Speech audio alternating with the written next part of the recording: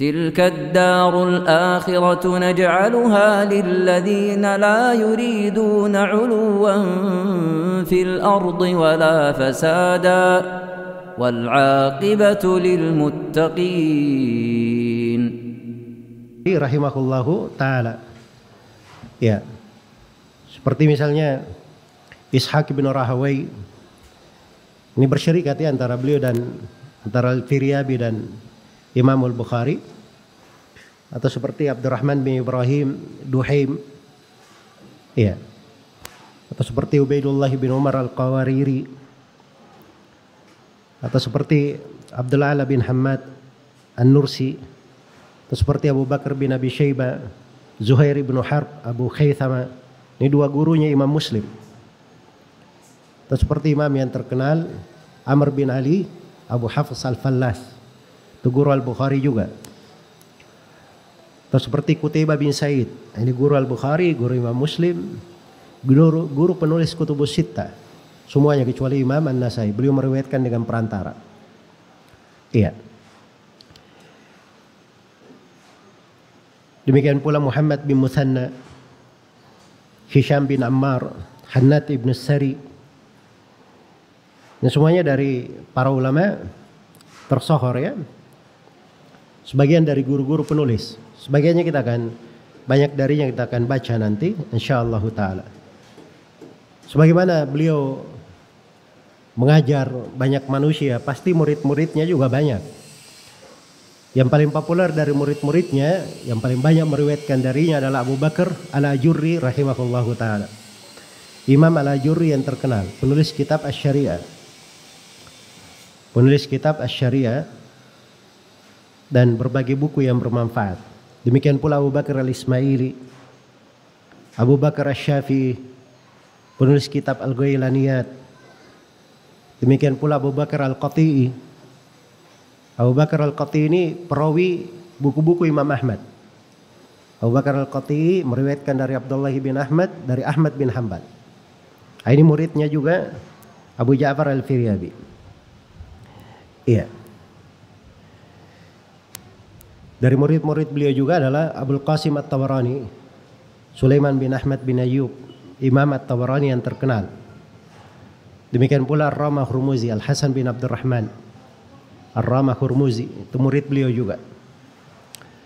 Dan dari murid-murid beliau juga yang terkenal adalah Ibnu Adi, penulis kitab Al-Kamil, Abdullah bin Adi Al-Jurjani. Iya. Baik, itu nama-nama yang saya sebut itu yang populer saja. Ada nama-nama yang lain. Baik. Dan beliau ini ada satu hal yang menarik di biografinya terkait dengan penjagaan beliau di dalam ilmu dan riwayat. Penjagaan beliau terhadap ilmu dan riwayat. Jadi Abu Bakar Al-Firyabi ini rahimahullah, beliau disebutkan di akhir umurnya itu sudah tidak memberi riwayat lagi. Beliau menahan memberi riwayat karena beliau khawatir akan membahayakan hadits-haditsnya yang telah lalu. Iya. Dan ini dari ketakwaan yang dikenal di kalangan para ulama ahli hadits. Jadi ulama ahli hadits itu luar biasa. Ya kalau dia tahu dia masih sanggup berbicara tentang ilmu, dia bicara. Kalau dia khawatir sesuatu, dia berhenti. Dia bisa menempatkan dirinya. Nah, ini sudah ulama saja seperti itu. Ulama saja seperti itu. Kalau sekarang ini, naudzubillah, kita melihat para penuntut ilmu sudah bisa tampil di YouTube, tidak ada adab, tidak ada akhlak, apalagi ilmu. Belajarnya sedikit, tapi lancang. Iya. Tidak tahu juga masuk konten YouTube, tiap kali ada yang viral harus dia komentari. Gimana ada penuntut ilmu yang seperti itu? Apalagi ustaz. Ini imam saja, dia imam ini. Bersamaan dengan itu tidak sembarang bicara. Tidak sembarang bicara. Dan itu ulama seperti itu. Iya. Di antara guru kami dalam riwayat ada ulama Mekah. Belum meninggal barusan ini. Syekh Yahya bin Uthman al-Mudarris rahimahullah, dari ulama Pakistan. Tapi beliau sudah puluhan tahun mengajar di Masjidil Haram. Beliau ini guru Syekh Mukbil juga. Iya. Coba bayangkan Syekh Mukbil aja berguru kepadanya. Iya. Saya itu suatu hari saya hadir di pelajaran beliau Sahih Muslim. Begitu selesai pelajaran, saya mendekat ke beliau, ingin bertanya terkait dengan pelajaran. Tapi mungkin saya bertanyanya keliru. Saya cuma bilang, ya Syekh, saya ada pertanyaan. Jadi Syekh mungkin mikirnya saya datang minta fatwa. Harusnya saya bilang, ya Syekh, saya ada pertanyaan terkait pelajaran. Nah, itu baru dijawab. Tapi begitu saya bilang, ya Syekh, saya ada pertanyaan. Kata beliau, mufti itu di sana duduknya. Saya di sini cuma mengajar. Saya di sini cuma apa? Cuma mengajar. Nah, itu lihat tuh, orang tua, alim seperti itu dia. Alim itu dia bisa menempatkan dirinya. Di mana dia bicara. Apa yang harus dia katakan. Dia tahu posisinya. Iya. Kalau sekarang ini penuntut ilmu baru saja belajar. Ada yang keaman duduk setahun, setengah tahun. Tiba-tiba keluar ingin menjadi mufti dunia di internet. Komentar masalah-masalah viral, masalah-masalah politik, merusak dakwah.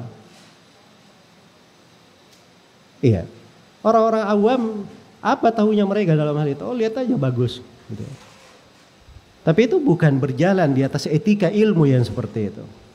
Dia bicara benar pun dia keliru, karena dia mengambil posisi bukan pada tempatnya. Itu bukan posisi dia. Jadi harus paham hal-hal yang seperti ini. Itu etika dalam ilmu. Adab. Asy-Syabi itu lebih banyak mengajarnya dari murid-murid Ibnu Mas'ud. Ini dari madrasah penduduk Kufah ini, Imam Asy-Syabi, Amir bin Syarahil. Berjumpa dengan lebih 100 orang sahabat. Dimintai fatwa dan para sahabat masih hidup. Ini Asy-Syabi. Lebih populer di tengah manusia. Tapi kalau ada masalah genting terjadi, dia nggak bicara, diam. Yang bicara itu Ibrahim An-Nakhai.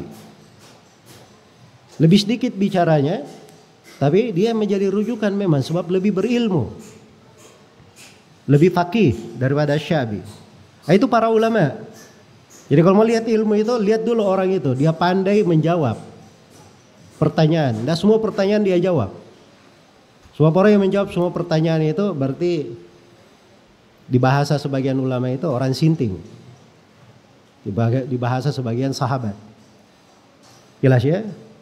Masuk bertanya seakan-akan tidak tahu posisinya apa. Bisa sebagai kepala negara, bisa menjadi kepala kepolisian, bisa menjadi kepala keamanan, bisa menjadi hakim di pengadilan. Dia tidak tahu posisinya ini ustadz atau dia profesinya banyak. Ilmu itu harus dia tahu posisi. Itulah fungsinya seorang itu belajar. Kenapa kita pelajari dari biografi para ulama? Supaya kita kenal para salaf itu kayak bagaimana. Orang-orang yang berilmu itu kayak bagaimana. Supaya indah pembahasan ilmu itu. Iya. Nah, belakangan ini banyak fitnah-fitnah ya, disebabkan orang-orang bicara bukan pada tempatnya. Bicara bukan pada tempatnya. Dan ini harus diperbaiki, harus dirapikan. Dan seorang penuntut ilmu juga dia harus tahu guru-guru itu. Jangan dia cuma lihat, oh ini viral di internet, ini terkenal. Ya. Viral gara-gara dibubarkan kajiannya, tiba-tiba jadi ustadz tersohor sana sini, padahal belajarnya sedikit. Ini merusak namanya. Dan tidak cocok. Seorang misalnya membantu orang yang seperti itu, akhirnya membuat dia magrur, tertipu, membahayakan dirinya sendiri. Tapi harusnya itu seorang kalau dia punya takwa, punya wara. Nah ini imam ini, seperti Imam Al-Firyabi. Manusia datang kepadanya beribu-ribu orang. Tidak ada yang dia terima. Dia ingin jaga riwayatnya. Dia ingin jaga riwayatnya. Khawatir di usia tua ada yang beliau lupa dan seterusnya. Itu mengganggu riwayat namanya. Iya. Sampai Al-Hafidh Abu Ali An-Naisaburi, ini salah seorang guru Imamul Hakim, kata beliau, saya masuk ke Baghdad dan Al-Firyabi waktu itu masih hidup. Iya. Namun beliau sudah menahan diri, tidak mau menyampaikan hadits lagi. Kata Abu Ali An-Naisaburi, saya masuk menjumpainya berulang kali. Bahkan saya menangis di depannya supaya bisa mendengar hadits darinya. Tapi tidak diberikan. Ya, itu waro ya, ketakwaan dari para ulama. Karena penjagaan terhadap riwayat, penjagaan terhadap ilmu. Iya. Itu bahasa-bahasa ilmu itu ada adabnya, ada akhlaknya, ada pembawaannya. Nah, ini harus kita pahami di dalam hal tersebut. Baik.